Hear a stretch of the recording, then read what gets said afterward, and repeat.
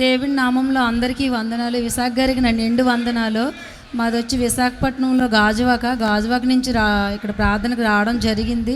మరి Bahrain and out of కంట్రీలో నేను హౌస్ మేడ్గా చేస్తాను. మా మేడం వాళ్ళ ఇంట్లో ఒక మల్లెపూల చెట్టు ఉంది.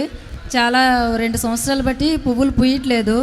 మేడం గారండి ప్రార్థనలు వేస్తే ఫ్లవర్ తప్పకుండా పోస్తుందని అడిగాను. సరే చూడు, నీ ప్రయత్నం నువ్వు చెయ్యన్నది. అనిన తర్వాత నేను ప్రార్థనలు 7 చుక్కలు జల్లి తర్వాత 7 రోజులు వెయిట్ చేశాను.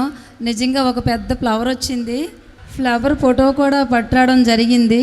మరి ప్రార్థనలో అంత శక్తి ఉంది. మరి తర్వాత ఇంకొక సాక్ష్యం ఉంది. మా బాబు మరి ఇలా 2 సంవత్సరాల కిందట మరి అమెరికా వెళ్ళాడు. తను మళ్ళీ సంవత్సరం అయిపోయిన తర్వాత నేను తిరిగి వచ్చేస్తాను, నాకు ఉండబుద్ధి అవ్వట్లేదు మమ్మీ అని చెప్పి చాలా పేచీ పెట్టాడు. అప్పటికే మేము బోల్డ్ అప్పుల్లో ఉన్నాము.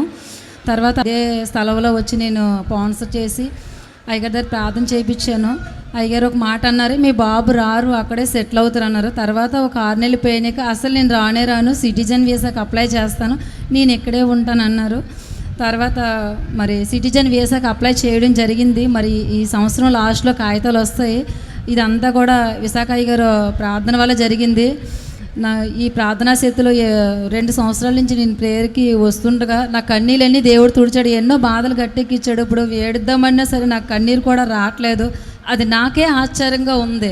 నన్ను తాకితే ఎవరైనా నాకు వెంటనే కన్నీరు వచ్చేస్తుంది. అలాంటిది ఇప్పుడు నేను ఏడుద్దామన్నా సరే కన్నీరు రావట్లేదు. అది ఒక ప్రార్థనా శక్తి, ఒక మహిమ అంతానా.